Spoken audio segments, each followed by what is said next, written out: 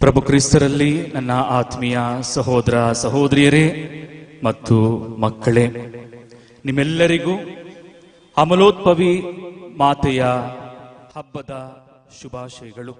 Happy feast.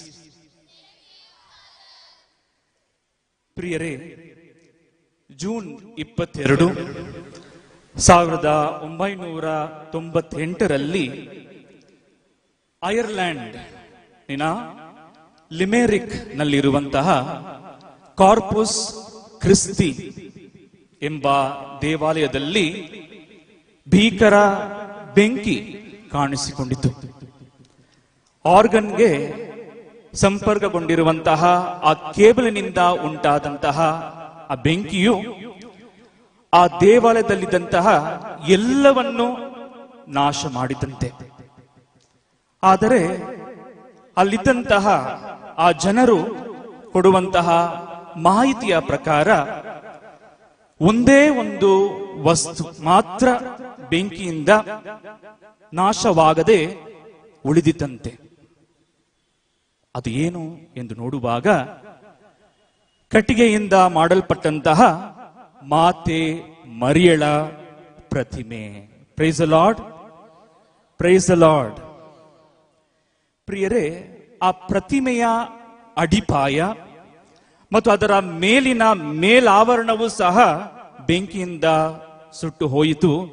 ಆದರೆ ಮರಿಯಳ ಆ ಪ್ರತಿಮೆ ಹಾಗೆ ನಿಂತಿತ್ತಂತೆ. ಪ್ರಿಯರೇ, ಈ ನೈಜ ಘಟನೆಯು ಇಂದು ನಾವು ಆಚರಿಸುವಂತಹ ಈ ಮಹೋತ್ಸವಕ್ಕೆ ಒಂದು ಸುಂದರ ಸಂಬಂಧವಿದೆ. ಮರಿಯಳ ಜನನವನ್ನು ಸಂತ ಗ್ರೆಗರಿ ನನ್ಸ್ಯಾನ್ಸುಸ್ ರವರು ಹಳೆಯ ಒಡಂಬಡಿಕೆಯಲ್ಲಿ, ಅಂದರೆ ವಿಮೋಚನಾ ಕಾಂಡ ಪುಸ್ತಕದಲ್ಲಿರುವಂತಹ ಅಧ್ಯಾಯ 3 2ನೇ ವಚನದಲ್ಲಿ ನಾವು ಓದುವ ಉರಿಯುವ ಪೊದೆಗೆ ಹೋಲಿಸುತ್ತಾರೆ.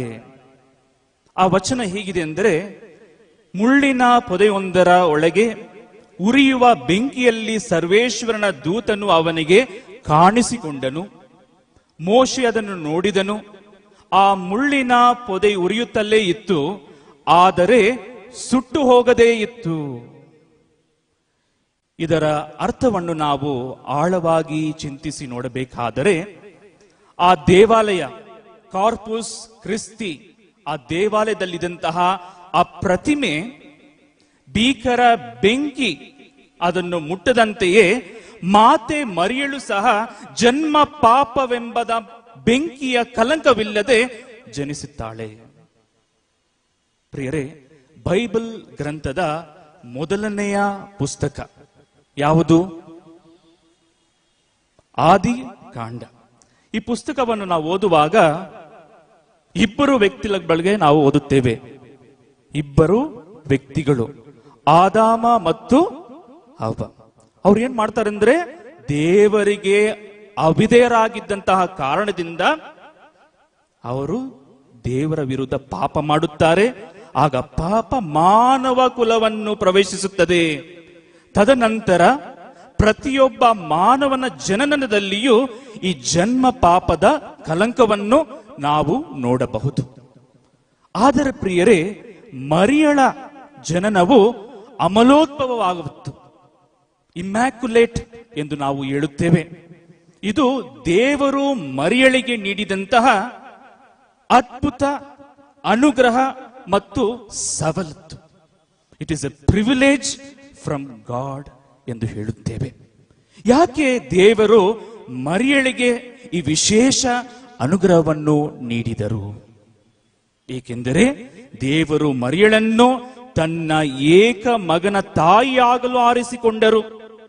ಅದು ಮಾತ್ರವಲ್ಲದೆ ಪರಿಶುದ್ಧತೆಯ ಬುಗ್ಗೆಯಾದ ಪ್ರಭು ಯೇಸು ಕ್ರಿಸ್ತರನ್ನು ಈ ಲೋಕಕ್ಕೆ ತರಲು ಮರಿಯಳಲ್ಲಿ ಶುದ್ಧ ಮತ್ತು ಯೋಗ್ಯವಾದ ವಾಸಸ್ಥಾನವನ್ನು ದೇವರು ಸಿದ್ಧಪಡಿಸುತ್ತಾರೆ. ಪ್ರಿಯರೇ, ಇಂದಿನ 3 ವಾಚನಗಳನ್ನು ನಾವು ಕೇಳಿದೆವು.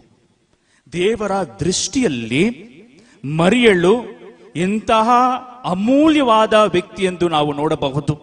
ಅದಕ್ಕೆ 3 ಆಧಾರಗಳು ಇವೆ. ಮೊದಲನೆಯದಾಗಿ, ಮರಿಯ ದೇವರ ಚಿಂತನೆಯಲ್ಲಿದ್ದಳು. Mary was in the thought of God. ಇಂದಿನ ಮೊದಲನೇ ವಾಚನ ವಿಶೇಷವಾಗಿ ಆದಿಕಾಂಡ 3ನೇ ಅಧ್ಯಾಯ 15ನೇ ವಚನದಲ್ಲಿ ನಾವು ಓದುತ್ತೇವೆ. ದೇವರು ಪಾಪಕ್ಕೆ ಕಾರಣನಾಗಿದ್ದ ಸರ್ಪದ ರೂಪದಲ್ಲಿದ್ದ ಸೈತಾನನನ್ನು ನಿಂದಿಸುತ್ತಾರೆ. ಹೇಗೆ? ಹಾಗೆತನವಿರಿಸುವೆ ನಿನಗೂ ಮಹಿಳೆಯಗೂ, ನಿನ್ನ ಸಂತಾನಕ್ಕೂ ಇವಳ ಸಂತಾನಕ್ಕೂ, ಜಜ್ಜುವುದಿವಳ ಸಂತಾನವು ನಿನ್ನ ತಲೆಯನ್ನು ಎಂದು ದೇವರು ನುಡಿಯುತ್ತಾರೆ. ಪ್ರಿಯರೇ, ಈ ವಾಕ್ಯದ ಆಳವಾದ ಅರ್ಥವನ್ನು ನಾವು ಇಲ್ಲಿ ನೋಡಬಹುದು. ನಿನಗೂ ಮಹಿಳೆಯಗೂ, ಸೈತಾನನಿಗೂ ಮರಿಯಳಿಗೂ ಎಂದು ನಾವು ಅರ್ಥ ಮಾಡಿಕೊಳ್ಳಬೇಕಾಗಿದೆ. ನಿನ್ನ ಸಂತಾನಕ್ಕೂ ಇವಳ ಸಂತಾನಕ್ಕೂ ಎಂದರೆ ಸೈತಾನನ ಜನತೆಗೂ ಮರಿಯಳ ಮಗನಾದ ಪ್ರಭು ಯೇಸುವಿಗೂ. ಜಜ್ಜುವುದಿವಳ ಸಂತಾನವು ನಿನ್ನ ತಲೆಯನ್ನು ಎಂದರೆ ಪ್ರಭು ಯೇಸು ಕ್ರಿಸ್ತರು ತನ್ನ ಪಾಡು, ಮರಣ ಮತ್ತು ಪುನರುತ್ಥಾನದ ಮುಖಾಂತರ ಸೈತಾನನ ಆಳ್ವಿಕೆಯನ್ನು ಜಯಿಸಿ ನಮ್ಮೆಲ್ಲರಿಗೂ ರಕ್ಷಣೆಯನ್ನು ತರುತ್ತಾರೆ ಎಂದು ದೇವರು ಈ ವಾಕ್ಯದ ಮುಖಾಂತರ ಹೇಳುತ್ತಾರೆ. ಹೀಗಿರುವಲ್ಲಿ ಪ್ರಿಯರೇ, ದೈವಶಾಸ್ತ್ರಜ್ಞರು, ಥಿಯೋಲಾಜಿಯನ್ಸ್ ಈ ವಾಚನವನ್ನು ಪ್ರೋಟೋ ಇವ್ಯಾಂಗಲಿಯಂ ಎಂದು ಕರೆಯುತ್ತಾರೆ.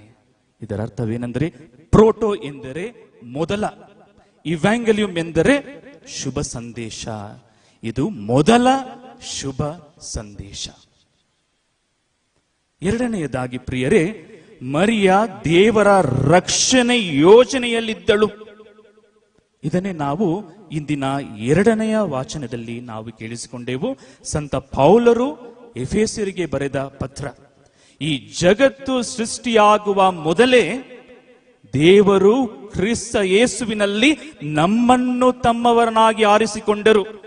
ಹೀಗೆ ಅವರ ಸನ್ನಿಧಿಯಲ್ಲಿ ನಾವು ನಿಷ್ಕಳಂಕರು, ನಿರ್ದೋಷಿಗಳು ಆಗಿರಬೇಕೆಂದು ಇಚ್ಛಿಸಿದರು ಎಂದು ನುಡಿಯುತ್ತಾರೆ. ಪ್ರಿಯರೇ, ಹೀಗೆ ತನ್ನ ಧರ್ಮಸಭೆಯನ್ನು ಈ ಜಗತ್ತು ಸೃಷ್ಟಿಯಾಗುವ ಮೊದಲೇ ಆರಿಸಿಕೊಂಡಂತ ದೇವರು ತನ್ನ ಮಗನನ್ನು ಈ ಲೋಕದ ರಕ್ಷಣೆಗಾಗಿ ಕಳುಹಿಸಲು ಮರಿಯಳನ್ನು ಸಹ ನಿಷ್ಕಳಂಕ ಸಾಧನವಾಗಿ ರೂಪಿಸಿಕೊಂಡು ಆ ರಕ್ಷಣೆಯ ಮೊದಲ ಫಲವಾಗಿ ಮಾರ್ಪಡಿಸಿದರು. ಇದರಲ್ಲಿ ಯಾವುದೇ ಸಂದೇಹವಿಲ್ಲ. ಮೂರನೆಯದಾಗಿ ಪ್ರಿಯರೇ, ಮರಿಯ ದೇವರ ಅನುಗ್ರಹ ಭರಿತರಾಗಿದ್ದಳು. ಇಂದಿನ ಶುಭ ಸಂದೇಶದಲ್ಲಿ ನಾವು ಕೇಳಿಸಿಕೊಂಡೆವು. ಗಬ್ರಿಯಲ್ ದೇವದೂತನು ಮರಿಯಳನ್ನು ಸಂಧಿಸಿ, ದೈವಾನುಗ್ರಹ ಭರಿತಳೇ, ನಿನಗೆ ಶುಭವಾಗಲಿ, ಸರ್ವೇಶ್ವರ ನಿನ್ನೊಡನೆ ಇದ್ದಾರೆ ಎಂದು ಶುಭ ವಾರ್ತೆಯನ್ನು ಕೋರುತ್ತಾನೆ. ಪ್ರಿಯರೇ, ಕ್ರೈಸ್ತ ಇತಿಹಾಸದಲ್ಲಿ ಹಳೆಯ ಒಡಂಬಡಿಕೆಯಾಗಲಿ ಹೊಸ ಒಡಂಬಡಿಕೆಯಲ್ಲಿ ಯಾರಿಗೂ ಈ ಶುಭ ವಾರ್ತೆಯನ್ನು ನಾವು ನೋಡಲು ಸಾಧ್ಯವಿಲ್ಲ. ದೈವಾನುಗ್ರಹ ಭರಿತಳೆ ಎಂದು ಹೇಳುವಾಗ ಪ್ರಿಯರೇ, ಇದರ ಅರ್ಥ ಪ್ರಭು ಯೇಸುವಿಗೆ ಜನ್ಮ ಕೊಡುವ ಮುಂಚೆಯೇ ಮಾತೆ ಮರಿಯಳು ದೇವರ ಕೃಪಾ ವರಗಳಿಂದ ತುಂಬಿದವಳಾಗಿದ್ದಳು. ಈ ಕಾರಣದಿಂದ ಯಾವ ಪಾಪದ ಕಲಂಕವು ಮಾತೆ ಮರಿಯಳನ್ನು ಮುಟ್ಟಲಿಲ್ಲ. ಇದು ದೇವರು ಮರಿಯಳಿಗೆ ನೀಡಿದಂತಹ ಅತ್ಯುನ್ನತ ಆ ಒಂದು ವರದಾನ ಎಂದು ಹೇಳಿದರೆ ಅದು ತಪ್ಪಾಗಲಾರದು. ಆದಿ ಧರ್ಮಸಭೆಯ ಗುರುಗಳು ಮತ್ತು ರಕ್ತ ಸಾಕ್ಷಿಗಳಾಗಿದ್ದಂತಹ ಸಂತ ಜಸ್ಟಿನ್ ರವರು ಕನ್ಯೆಯು ಹಾಗೂ ನಿರ್ಮಳಲು ಆಗಿದ್ದ ಹವ್ವಳು ಸರ್ಪದ ಮಾತನ್ನು ಗರ್ಭಧರಿಸಿ ಅವಿಧೇಯತೆ ಮತ್ತು ಮರಣವನ್ನು ಹೆತ್ತಳು. ಆದರೆ ಗಬ್ರಿಯಲ್ ದೇವದೂತನು ಶುಭವಾರ್ತೆಯನ್ನು ಘೋಷಿಸಿದಾಗ ಮರಿಯಳು ನಂಬಿಕೆ ಮತ್ತು ಸಂತೋಷವನ್ನು ಪಡೆದಳು. ಅದು ಮಾತ್ರವಲ್ಲದೆ ಲೋಕ ರಕ್ಷಕರಾದ ಪ್ರಭು ಯೇಸು ಅವಳ ಮುಖಾಂತರ ಜನಿಸಿದರು ಎಂದು ಸಂತ ಜಸ್ಟಿನ್ ರವರು ನುಡಿಯುವಂತಹ ಮಾತುಗಳು. ಪ್ರಿಯರೇ, ಈ ಸತ್ಯಗಳಿಂದಾಗಿ ನಮ್ಮ ಧರ್ಮಸಭೆಯು ಇಂದು ಡಿಸೆಂಬರ್ 8 1854ರಲ್ಲಿ ಆಗ ವಿಶ್ವಗುರುಗಳಾಗಿದ್ದಂತಹ 9ನೇಯ ಭಕ್ತಿನಾಥರ ಮುಖಾಂತರ ಮರಿಯಳು ಅಮಲೋದ್ಭವಿ ಎಂಬ ವಿಶ್ವದ ಧರ್ಮಸಭೆ ಧರ್ಮ ಸತ್ಯದ ಸಿದ್ಧಾಂತವನ್ನು ಘೋಷಿಸುತ್ತದೆ. ಮೊದಲಿಗೆ ಅನೇಕರು ಈ ಒಂದು ಸಿದ್ಧಾಂತವನ್ನು ವಿರೋಧಿಸಿದರು, ಪ್ರಶ್ನಿಸಿದರು. ಆದರೆ ಅದ್ಭುತಕರವಾಗಿ ಈ ಸಿದ್ಧಾಂತ ಘೋಷಣೆ ಆದ 4 ವರ್ಷಗಳ ನಂತರ ಲೂರ್ಡ್ಸ್ನಲ್ಲಿ ಮಾರ್ಚ್ 25, 1858ರಲ್ಲಿ ಮರಿಯ ಬೆರ್ನಡೆಟ್ ಎಂಬ ಹುಡುಗಿಗೆ 16ನೆಯ ಸಾರಿ ಕಾಣಿಸಿಕೊಂಡಂತಹ ಆ ಒಂದು ಸಂದರ್ಭದಲ್ಲಿ ಜೆಸ್ವಿ ಇಮ್ಯಾಕ್ಯುಲೆ ಕೊನ್ಸೆಪ್ಸಿಯೋ, ಜೆಸ್ವಿ ಇಮ್ಯಾಕ್ಯುಲೆ ಕೊನ್ಸೆಪ್ಸಿಯೋ ಅಂದರೆ ನಾನೇ ಅಮಲೋದ್ಭವಿ, ನಾನೇ ಅಮಲೋದ್ಭವಿ ಎಂಬ ಪದಗಳೊಂದಿಗೆ ಮರಿಯ ತನ್ನನ್ನು ಗುರುತಿಸಿಕೊಳ್ಳುತ್ತಾಳೆ. ಹಾಗೂ ಧರ್ಮಸಭೆ ಘೋಷಿಸಿದನ್ನು ಮರಿಯ ಪುನಃ ದೃಢೀಕರಿಸುತ್ತಾಳೆ. ಪ್ರಿಯರೇ, ಇಂದು ನಮ್ಮ ಕ್ರೈಸ್ತ ಪಂಗಡದಲ್ಲಿರುವಂತಹ ಹಲವರು ನಮ್ಮ ಗೆಳೆಯರು, ಸ್ನೇಹಿತರು ನಮ್ಮನ್ನು ನೋಡಿ ಒಂದು ಪ್ರಶ್ನೆ ಕೇಳುತ್ತಾರೆ. ಯಾಕೆ ನೀವು ಮಾತೆ ಮರಿಯಳಿಗೆ ಇಷ್ಟೊಂದು ಪ್ರಾಮುಖ್ಯತೆಯನ್ನು ನೀಡುತ್ತೀರಿ? ಪ್ರಭು ಯೇಸು ಕ್ರಿಸ್ತರು ನಮ್ಮ ರಕ್ಷಕರು ಇರುವಾಗ ಮಾತೆ ಮರಿಯಳಿಗೆ ನಾವು ಯಾಕೆ ಗೌರವ ಸಲ್ಲಿಸಬೇಕು? ನಿಮ್ಮ ನನ್ನ ತರ ಅವರು ಸಾಧಾರಣ ವ್ಯಕ್ತಿಯಾಗಿದ್ದಾರೆ ಎಂದು ನಿಮ್ಮನ್ನು ಪ್ರಶ್ನಿಸುತ್ತಾರೆ. ಪ್ರಿಯರೇ, ಇದಕ್ಕೆ ಒಂದು ಉದಾಹರಣೆಯನ್ನು ನಿಮ್ಮ ಮುಂದೆ ನಾನು ನೀಡ್ತೀನಿ. ನಾನೇನು ಮ್ಯಾಜಿಕ್ ಶೋ ಮಾಡಲ್ಲ. ನನ್ನ ಮುಂದೆ 2 ಪಾತ್ರೆಗಳಿವೆ. 2 ಪಾತ್ರೆಗಳು, ಒಂದೇ ತರದ ಪಾತ್ರೆ, ಒಂದೇ ಅಂಗಡಿಯಲ್ಲಿ ನಾನು ತಂದಿದ್ದೀನಿ ಈ ಪಾತ್ರೆ. ನೋಡಿ, 2 ಪಾತ್ರೆ ಇಡ್ತೀನಿ ಇಲ್ಲಿ. ಒಂದು ಪಾತ್ರೆಯಲ್ಲಿ ಸಾಧಾರಣ ಒಂದು ನಾಣ್ಯವನ್ನು ಇಡ್ತೀನಿ, ಇನ್ನೊಂದು ಪಾತ್ರೆಯಲ್ಲಿ ಚಿನ್ನದ ಉಂಗುರ, ಗೋಲ್ಡ್ ರಿಂಗ್, ಅದನ್ನ ಇಡ್ತೀನಿ. 2 ಪಾತ್ರೆಗಳು, ಈ ವಸ್ತುಗಳು ಇಡಲು ಮುಂಚೆ ಏನಿತ್ತು? ಸಾಧಾರಣ ಪಾತ್ರೆಗಳು, ಬೆಲೆನೂ ಸೇಮ್ ಅಲ್ವಾ, ವ್ಯಾಲ್ಯೂ ಸೇಮ್ ವ್ಯಾಲ್ಯೂ. ಈಗ ಈ ಪಾತ್ರೆಯಲ್ಲಿ ನಾನು ಸಾಧಾರಣ ನಾಣ್ಯವನ್ನು ಇಟ್ಟಿದ್ದೀನಿ, ಇಲ್ಲಿರುವಂತಹ ಪಾತ್ರೆಯಲ್ಲಿ ನಾನು ಚಿನ್ನದ ಉಂಗುರವನ್ನು ಇಟ್ಟಿದ್ದೀನಿ. ಇವಾಗ ನೀವು ಹೇಳಬೇಕು, ಯಾವ ಪಾತ್ರೆಗೆ ಬೆಲೆ ಹೆಚ್ಚು? ಹೌದು, 2 ಪಾತ್ರೆ ಸೇಮ್ ಪಾತ್ರೆ, ಆದ್ರೆ ಅದರಲ್ಲಿ ಇರುವಂತಹ ಆ ವಸ್ತು, ಅದರಿಂದ ಆ ಪಾತ್ರೆಗೆ ಬೆಲೆ ಹೆಚ್ಚು ಅಲ್ವಾ? ನಮ್ಮ ತಾಯಿ ಮಾತೆ ಮರಿಯಮ್ಮನವರು ಸಾಧಾರಣ ವ್ಯಕ್ತಿ. ನನ್ನ ತಾಯಿ ನನಗೂ, ನಿಮ್ಮ ತಾಯಿ ನಿಮಗೂ ಜನ್ಮ ನೀಡಿದರು. ಆದರೆ ಮಾತೆ ಮರಿಯಮ್ಮನವರು ಲೋಕದ ರಕ್ಷಕರಾದ ಪ್ರಭು ಯೇಸು ಕ್ರಿಸ್ತರಿಗೆ ಜನ್ಮ ನೀಡಿದರು.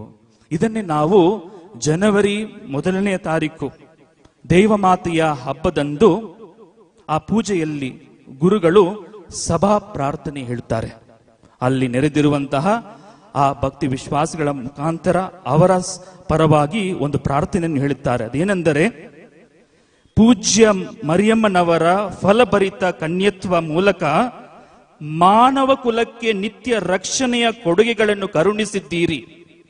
ಆಕೆಯ ಮುಖಾಂತರ ಜೀವದಾತರಾದ ನಿಮ್ಮ ಪುತ್ರ ನಮ್ಮ ಪ್ರಭು ಯೇಸು ಕ್ರಿಸ್ತರನ್ನು ಪಡೆಯಲು ಪಾತ್ರರಾದ ನಾವು ಆಕೆಯ ಬಿನ್ಹವನ್ನು ಅನುಭವಿಸುವಂತೆ ಅನುಗ್ರಹಿಸಿರಿ ಎಂದು ದೇವರಲ್ಲಿ ನಾವು ಪ್ರಾರ್ಥಿಸುತ್ತೇವೆ.